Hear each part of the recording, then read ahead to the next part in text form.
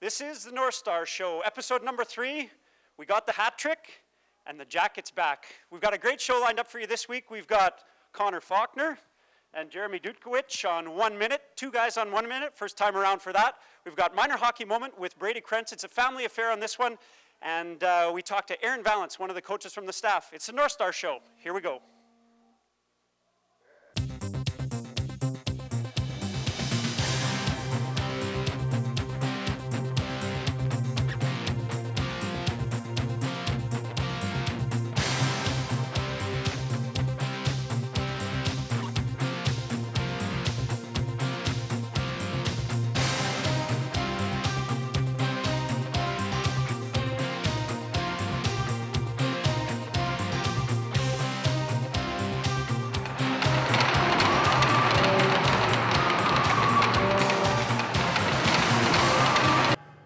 Aaron Vallence joins me now. Welcome, Aaron. Great to be here. Right on. So this past weekend didn't go the way we drew it up. I don't think, only getting 2 goals and coming away with a couple of losses. What were some of your thoughts on this past weekend? Well, I think first of all we got to stay out of the box. I don't know, we were shorthand for most of that game there on Sunday and Saturday for that matter. 4 suspensions, and we got to get a win. We got to get some goals, you know. I think so. What do you think you have to do to start putting the puck in the net? What can the guys do to get on top on the scoreboard? Well, I think we got to start burying our chances. We missed a lot of good opportunities this weekend, and you know, just make sure we get those goals. Matter of getting some momentum swinging your way, I think will help these guys a lot. We do blues and golds on this segment all the time. Blues, things that haven't gone so well. Golds, things that did. We'll start always like we do with the Blues. What do you think really went poorly this past weekend? Our discipline was poor. Obviously our goal scoring was poor. Defensively we were poor. That's about it.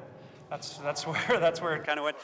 Yeah, that's just about the whole story right there. I was out of town on Saturday, but was getting the updates, and that's what it seemed to me like the guys just got frustrated and things went off the rails for you, and it kind of spiraled. So Sunday things were a little bit better. What do you think are some golds that we can take away? I thought our penalty kill was pretty good. We were on the penalty kill a lot, and we killed quite a few of them, so that went well. I think that's pretty much it. Goaltending was pretty good too, I thought, especially on Saturday. That's about it. That's fantastic. Let me follow up on that a little bit. You work mostly with the goaltenders, and we had them on the 1 minute segment here today. So what are some of the things that you're working on with the goalies to prepare for the showcase? Rebound control is a big one. Challenging the shooter is another one we have been going over a lot. But rebound control is the biggest thing. That could kill you, or it could really make you into a great goaltender.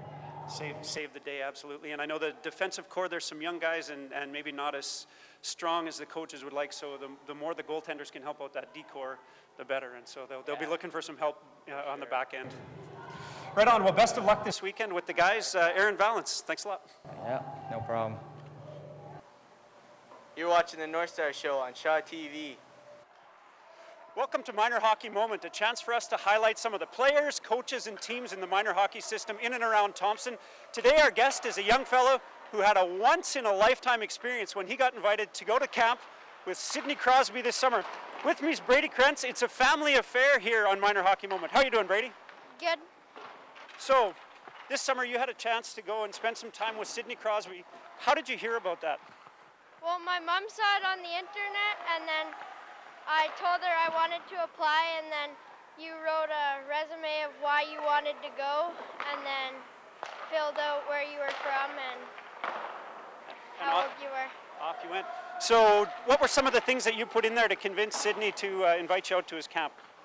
Well, I'm not too sure, but what I heard was that it was just an electric draw, that you just wrote the resume to make sure that you were interested. So we know that you highlighted a few things. Your room's all decorated up like Crosby. You wanted to learn from some of the things that he had. So He invited you down there. You got picked. It was unbelievable. Now, lots of times when you go to a camp like this, it says Sidney Crosby's name on it, but he isn't actually there. So was Sidney Crosby actually there? Yeah, every day. One ice time every day. And so did you actually talk to Sidney Crosby? He was really there? Yeah.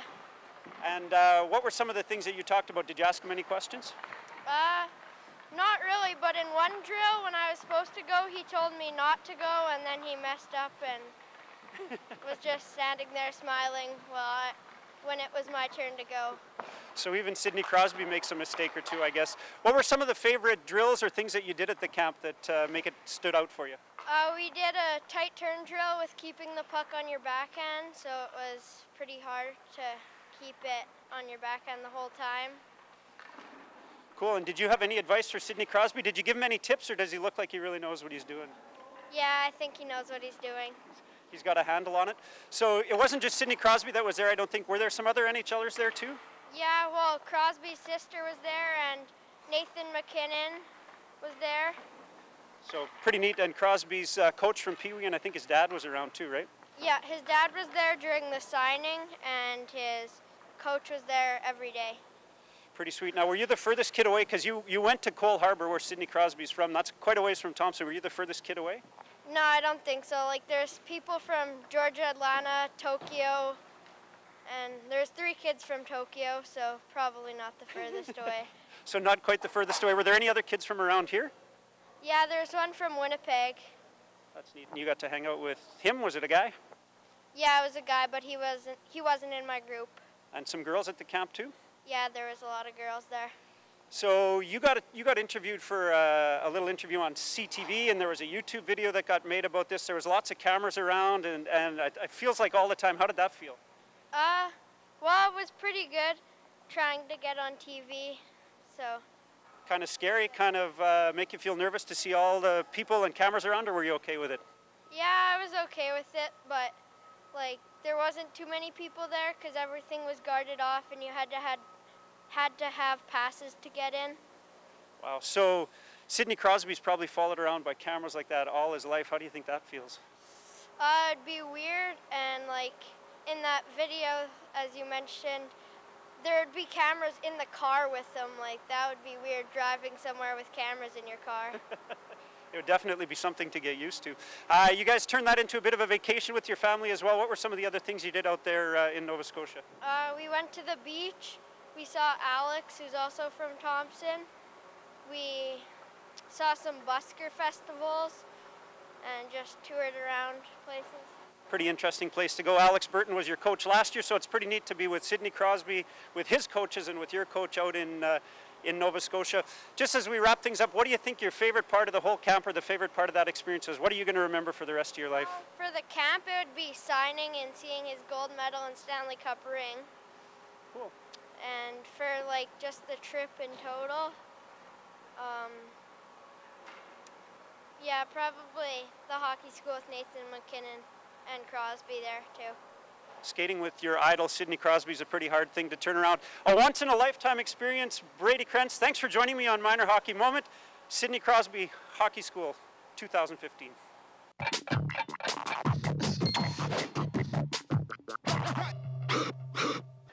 This is 1 Minute with a very special edition. I've got Connor Faulkner and Jeremy Dutawich here with me today.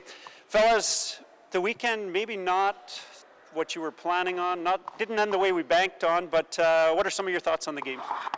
We obviously still have some stuff to work on for this upcoming weekend at the showcase. There's a few good things, but obviously 2 losses isn't going to do it. Yeah, Brandon coming into town, they looked vulnerable 0-2 coming into Thompson, but obviously they weren't. Any of your thoughts on the weekend? Definitely not the greatest weekend. We got some stuff to improve on this week, and hopefully get a couple wins this weekend. What specifically do you think you should work on this week in practice to be ready for the coming weekend? For myself or the team? Yourself.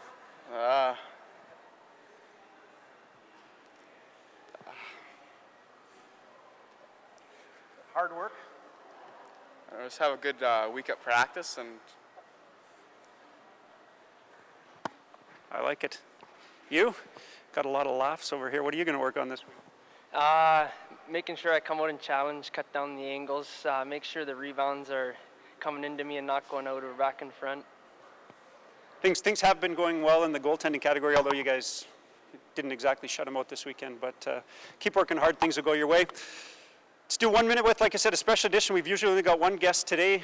We've got two. This is going to be awesome. We're still only putting 1 minute on the clock, though, right, Paul? All right, boys. Here we go. We'll start with you, Jeremy. Chocolate or vanilla? Vanilla. Chocolate. Any brothers or sisters? I got a sister. One brother. Match made in heaven, maybe? You guys would be fighting all the time if he was dating your sister. Which teammate is always on the phone? Think here. Justin Akbar. Akbar? A rook? Should know better. I'd say Kalen Ross. My favorite question, how do you like your eggs? Over easy. Scrambled. Scrambled? Nobody sunny side up, eh? That's mine. Jays or Rangers? Jays. Jays. Yeah, exactly. You're off the show if you blow that. Favorite TV show that's not the Northstar Show? Canada in the Rough. Yeah? 2.5 Men. Very nice. Facebook or Twitter? Facebook. This kid's a throwback. Twitter. Yeah. Which teammate have you known the longest? I'd have to say Jaden and Stefan. Very nice. Ethan Stuckless. Favorite non-hockey sport? Baseball. Nice. Soccer or baseball. Big baseball team, eh, you guys? Coach Doug was talking about that a couple weeks ago. I love it. I love it. Favorite pregame meal? Fettuccine Alfredo. Lasagna. A kind of a spin on the pasta. Very nice. Any superstitions before the game? Tape my stick. I like to play with my gloves. Get them on, get them worked in, get them ready to go. You? Not much. Go. Really? Have a good stretch and get focused. You're letting down the goalie union. They're all strange, you know that, eh? Which teammate would be best stuck with you on a desert island? If you had to get stuck with anybody, who would it be? Michael Marcus. Because he'd get you out of a jam? Probably the same, Mikey Marcus. Wow. The desert island guy, Mikey Marcus. So, Jeremy, you come from a long hockey history, a hockey family. A couple of your grandfathers played. Can you tell us a little bit about that? Well, Grandpa Ron played with Bobby Clark and Reggie Leach in the WHL when Flin Flon was in the WHL. And my other Grandpa Doug played, I think it was in the MJHL when Flin Flon was in the MJHL. Yeah. Wonderful. Obviously, some of that's been passed down through the ages as we've got you on the Northstars. We'll throw now to Glenn Laycock, who's actually got your grandpa with him. Thanks, Bruce. Welcome, everyone, here to the Northstars Show. I've got a couple special guests, ex-Flin Flon Bombers from 1966 to 69, Ron Burish, and from 70 to 73, Doug Dutawich. So we're going to get to Ron first. Ron, you played for the Flin Flon Bombers 1 year in the MJ and then went on to the Western League. Just tell us a bit about the experience. Also touch a bit on playing on the line with Reggie Leach and Bobby Clark. Well, I guess the first I'll do this here this week. Bobby, when he got a hold of the puck, he could control the game. You know, he just that was how good he was with the puck. And Reggie had a real good shot. So he skate hard up and down the wing, give him the puck, and he could blast her in from the blue line. Stuff like that, you know. So, I mean, you did well. I seen your stats. You did well on that. Playing for the Bombers, quite an honor. I know as a kid growing up, born in Flin Flon, raised there, what's it like? Oh, well, back in those days, it was pretty, like, you know, there was no TV. No live TV then, so we had anywhere 14 to 2,000 fans every game, depending on playoffs. If it was playoffs, 2,000. Regular season games, you'd never have less than 14 to 1,600 at a game. So on this side, I've got Doug Dutawich. Doug, you played 70 to 73. Just touch a bit about your experience playing. Yeah, actually it was 69, 70, 70, 71 season. But okay, thanks.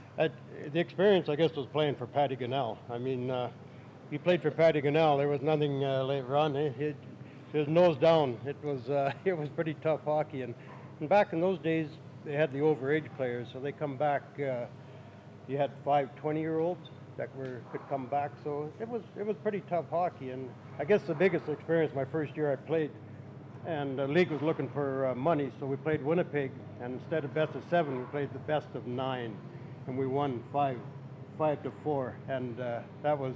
Then we went on to win that year the Western Canada. Now the other part is you played with a few Thompsonites. That was when basically the first time the Thompson players got out of Thompson, because it started the mine started in '51 or whatever. But you got to play with name some of the Thompson players that you played with. Haverty, Gary Haverty, and Jimmy Collins. Roger Yep. Swanson. Roger Swanson. Yep. So that was the first bit, and then Doug Hicks came later, and that's kind of our claim to fame. Doug Hicks was a first-round draft pick. So as we touch more on going into Ron, the experience we have with the kids now when they leave Flin Flon. Now your grandson, the reason why we're here, Jeremy Dutawich, as well as Doug's, the 2 grandparents.